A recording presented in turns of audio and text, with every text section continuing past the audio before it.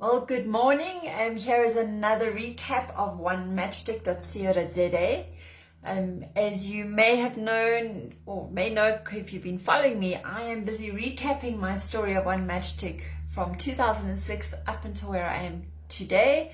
And I am on a mission, a courageous goal that I set for myself for this year is to actually finish this journey by the end of December this year. So it means I'll either have the virtual or the office space, whatever it is I'm going to do to help startup entrepreneurs, or I'm going to end One Matchstick in some way and still help startup entrepreneurs. But here I am just recapping the story so that I try and remember where I'm at, but also hopefully take you on the journey with me. And we have so far recapped that I turned a matchstick into a pen with Nikki. Then I traded with Megan for a toy frog. The frog I traded with Rita for 2 business books. Those books I traded with Nick for a 2 cases of first sighting wine. And then I traded the wine with Claire for a holiday. The holiday is this is my 6th one, yes? Yeah. The holiday is where I got to, and I put that up to trade. I didn't get many offers. I got some, I actually can't remember. I didn't get, or did I? I have to maybe look here quickly. I got offers, right, for the holiday. Offers for, just looking at my blog. So my blog, the old one, which is onematchstick.blogspot.com, has all the history, and you can see I've had to keep reminding myself. Offers for the holiday. So I got offered jelly beans, a box of matches, which I think I laughed at, I still do, a bottle of pisco, which is a Peruvian alcoholic drink, and Juvio training CDs. So those are the offers that I got of physical items. And at the same time, this lady Gaynor, who I've never met and have never spoken to since, she sent me an email and offered me cash. And then my neighbor Gerald also offered me cash. And it turned out the 2 amounts that offered me, I thought were a good step forward. And I ended up with 3,000 Rand, because what it also led me to do was to think, well, maybe I don't have to trade with just one person.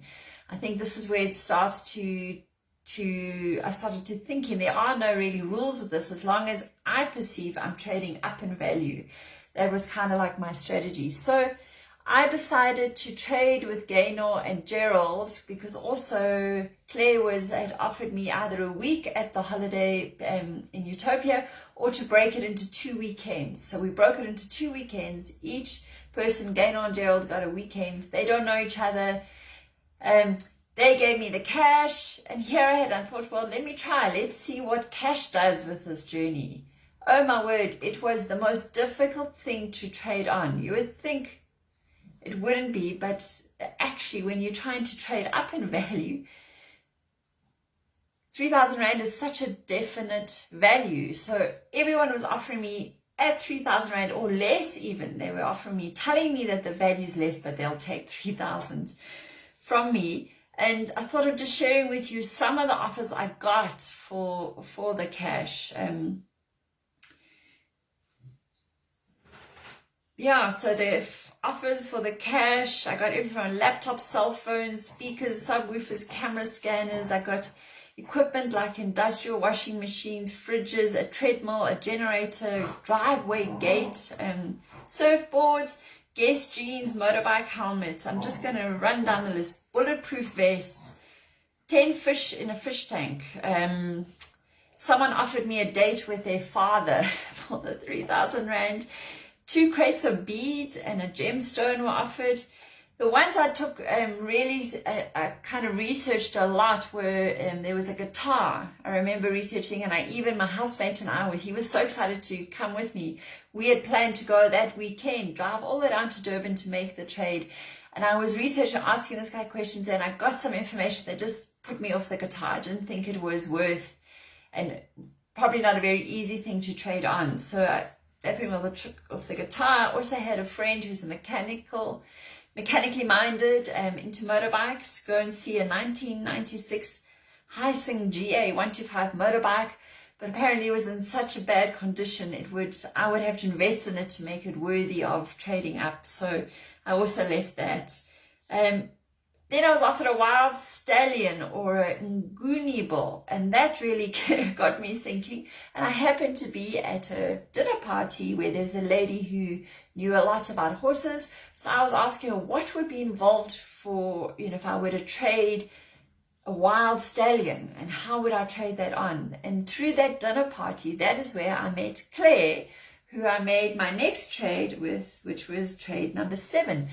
So you can now see, I've already spoken to Claire because of the way the diaries worked. You can catch up on that trade as Claire shared about it. But what I want to say is, so this trade 6, I took the holiday and I turned it into 3,000 Rand cash. I got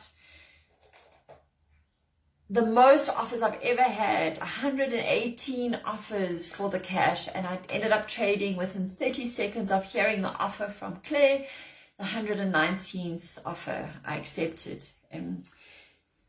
What was interesting is that both Claire and Gaynor, who I haven't been able to get hold of to speak to them, Claire actually told me, the other Claire, there's 2 Claires I traded with, the Claire who gave me the holiday, she told me that they actually never took up the holiday. The holiday house actually burnt down, was rebuilt, and they were still offered the opportunity to take up their holiday. Neither of them actually managed to fit it in their lives. So isn't that interesting how things turn out? That was my 6th trade where I turned a matchstick into 3,000 Rand, and what a difficult experiment that turned out to be. Anyway, I am going to hopefully update you soon about my 8th trade. But for now, I hope you have a wonderful Saturday. Cheers to the next time.